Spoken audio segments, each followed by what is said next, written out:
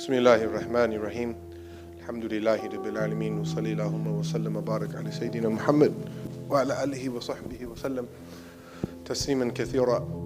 Assalamu alaikum wa rahmatullahi wa barakatuh. Wa alaikum assalam. So we have a special session tonight. Inshallah, we're going to be having a discussion with our co-founder and my dear friend Mustafa about his trip recently to Southeast Asia and to Australia and New Zealand, and both what that work means to us at Ta'leef and what that work means to us as individuals, inshallah. You know, this trip, the interesting thing, the thing that stood out most to me is the fact that converts and reverts, when I say converts, and this is my own terminology, when I say converts, I mean people who embraced Islam from another faith. And when I say reverts, I mean somebody who was born into the faith and then at some point in time decides to recommit. So seeing converts and reverts really kind of being disenfranchised wherever you're at. It's not just something that's particular to our situation here in America. These are people in every country that I went to were saying, you know, we don't feel like there's a space for us. We don't feel like, you know, we have a voice. We don't feel like Islam, and this is their words, we don't feel like Islam is relevant to us living in our times. And you'd be surprised how many people have issues with drug, alcohol abuse, molestation issues, abortion, suicide attempts, and things that we think that are kind of just synonymous with us here in America. It happens in the Muslim world as well. People are struggling.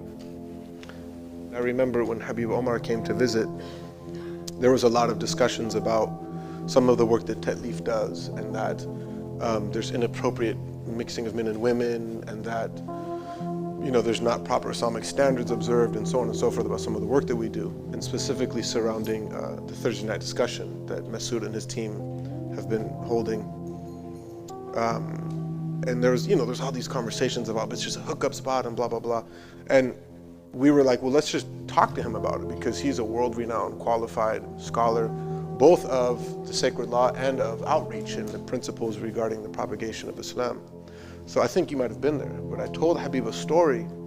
I said, Habib, this is what happens. And we had already shown him the pictures and stuff before that. But then I told him, I said, there was a brother who came to a Thursday night discussion, and the Wednesday before that had attempted suicide or was seriously considering suicide.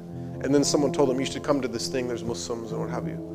And so he came, and Amir Suleiman was performing that night. I think you were there. He said, I heard that brother perform, and then he heard the talk, and I realized there was a God. So he said, I spent the whole night weeping, just because that environment helped me realize there was a God. And then within a few weeks, he had become a Muslim. And when I said that to Habib Omar, he said, لنا حبل ممدود من يد النبي محمد صلى الله عليه وسلم لإنقاذ الناس وبعد نخلي الناس تنتحر. He said, we have a rope extended from the hand of Prophet Muhammad صلى الله عليه وسلم to save people, and we're just going to let people commit suicide? In other words, do you really want to focus on that other stuff, or do you want to focus on the core of the conversation? If we're honest, right? Some of us were born Muslim, some of us converted to Islam. We're part of this ummah, this collective ummah, right? That's supposed to be united in brotherhood and sisterhood. If we're surrounded by all these brothers and sisters, why are we feeling lonely? And I contend, just based on my experience, it's that we don't really know the people that we're around. I think by this point, I know personally what got you here to this moment and this place in your career and this place in serving the community. But maybe for people who don't know that, what got you here? Like, what led up to this beautiful juncture? I grew up in a broken home. My parents were divorced when I was 2. My mother's first generation German to the States, and my father's Black American. And, you know,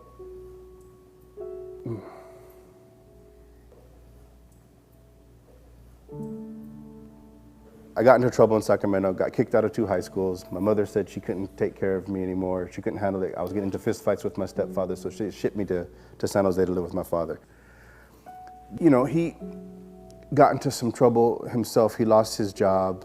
He went through a divorce, and I think he went into a little bit of depression. And so we basically, and he was doing really well at one point. I mean, my father's a very intelligent man. He's still my hero to this day. He has a double degree, graduated from San Francisco University. So he's a smart man, but just circumstances got the best of him. And we lost everything. Car got repossessed, foreclosed on the house. And so we were living literally for about a year on couches of his friends' houses. And this is exactly what he said to me. He said verbatim, he said, I've been poor all my life. I can handle this, but I can't watch you go through it because of me. And so he said, I'm gonna send you back to your mother's. Give me a few months to get back on my feet, and then I'll bring you back. So I said, okay. Got on the bus. Arrived at my mother's house. I walked from downtown Sacramento to Lincoln Village. Got to my mother's house, knocked on the door, and she opened up the door, and the first thing she did when she looked at me, she goes, no way. Mm-mm. And it had been about a year since I had been back there. But when she kicked me out, this is important because the reason why she was like no is because I had only talked to her about twice in that year because I wouldn't take her calls anymore. So when I was living with my father, I wouldn't talk to her. She'd call, see I was gonna say I don't want to talk to her. So I basically didn't talk to her anymore. So she said, no, you can't come here. If you come here, it's gonna be a war. That's it. So I called my older sister who lived the next block over from my mother in Lincoln Village, and I asked her, could I stay with her? And she's like, okay, you could stay 3 days. So she said, with the condition you find a job. So I said, okay. So the first day, went out, walking all around Sacramento. Couldn't find a job. Second day, same thing. I really was trying. And I just couldn't find anything. And then the third day, I went out in the morning, came back about noon, and then I called my sister. I said, dude, I can't find a job. Like, I'm trying, I can't find a job. And she's like, all right, you gotta be out. Then you can't be here. And so I was like, dang, I am like for reals about to be homeless right now. Like I don't got no friends, can't go to my dad's, mom won't take me, little sister and little brother still living at the house, I'm about to be homeless. I was like, I cannot be homeless. So I said to myself, okay, this is just way too much. I don't want to do this anymore. I'm just gonna end it. So I went into my sister's cabinet and I took a bottle of Tylenol and a bottle of muscle relaxants, and I just sat down on the kitchen floor. Just wait, you know. And at this point, time, like it's hard to explain, like time was no longer linear anymore. Like my memory of this is just flashes from this point. There's like little images. So I remember laying down on the floor, and the next image, I remember my sister, my older sister, Stephanie, she was there, and I remember her shaking me. I was on the kitchen floor.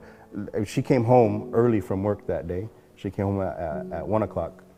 So it had been about an hour by the time she got there. And she said she found me in a pool of my own saliva and vomit with pills scattered. And so she was smart. What she did is she filled the bathtub with cold water, put ice in it, and then shoved me into the bathtub.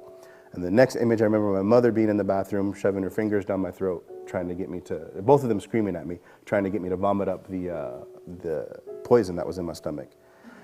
The next image I have is being rushed through the emergency doors at the hospital. I was at Sutter Memorial Hospital in Sacramento. And then I remember what felt to me like 100 nurses just like swarming around me. And then the next memory I have is waking up in the intensive care unit with all these machines on me, and the most excruciating pain that I've ever felt in my entire life, just from this tube that was in my face. And my mother was sitting across the room in the chair crying. That was like my first memory after becoming cognizant, after being unconscious for a while.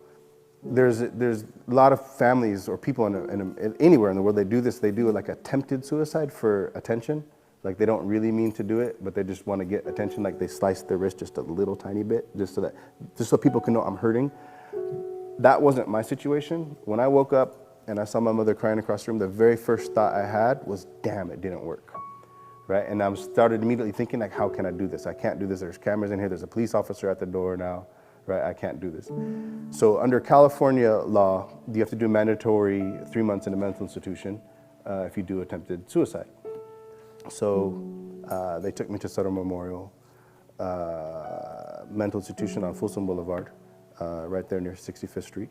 And I was seeing things that I had never seen. Like the first thing I saw was this girl, she's like 19, 20 years old, and she was banging her head on the wall. She's standing up straight, but banging her head on the wall in the hallway. And I was just like, good Lord, that looks like it hurts. So then the orderlies rushed over and they grabbed her and they moved her, and there was a pool, there was like a circle of blood like dripping. That's how hard she was hitting her head. But the thing about me seeing this is I was like, good Lord, I'm not crazy. Like, I'm sad, I'm really sad, but I'm not crazy. I do not belong here. And so this was the first time in about 4 or 5 years that I actually called on a higher power. I called on God. And I was sincere. I said, if you get me out of here, I'll help people. I'll help people not have to go through this. So I got out about a month later.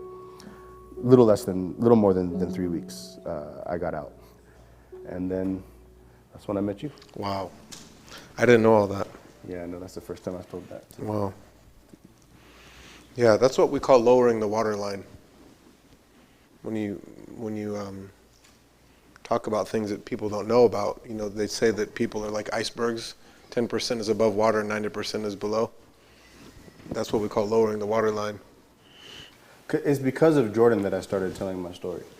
It's because, you know, he opened up and he was so honest in that story, and I screened that film so many times over the past month and a half overseas, and it just had audiences in tears. And I heard people say like things like, I heard someone post, I was shocked, someone said it's the most provocative, invoking film I've ever seen in my whole life. You had a lot of that, and you had a lot of people saying the film changed my life. I went in as one person, came out as somebody completely different, and just the conversations that happened afterwards. So Jordan, and none of those were American. None of them. And very few of them converts as well. Yeah, so for those that may hear those individual narratives, whether it's Jordan's story, Wayward Son, or your story, or my story, or whoever's story, some people may just be like, oh my God, that's such a buzzkill. That's just so, you know, you're such a killjoy, and can we talk about flowers and puppies and sunshine? But the reality is that people come to Islam from backgrounds of pain a lot of time, you know, and we can't deny that, you know. But what I realized is that when I told the story of my near suicide, you know, and it's even hard to bring it up because the emotions are still there. It doesn't go away. Someone asked when I was in Melbourne, they said, you know, like, converts, you know, they have these problems, but when they convert to Islam, when they make their shahada, isn't that enough? And I was just like, are you serious? Like, that, it doesn't erase all that. It just means that whatever you did, Allah forgave you for it now, and now you can start over. But like that emotional trauma that you have, that doesn't go away when you convert to Islam. And the fact that somebody can ask that, and that is a good majority of people that actually believe that, it indicates why so many converts and reverts feel lonely and disenfranchised, or just Muslims in general. Just feel so, because there's not a communal sense of taking care of these needs. Yeah, so it's a fascinating thing to think about, that Allah has taken all of this, the beauty and the pain and all of these things that make up our experience as a community, and it's spread all over the world, you know.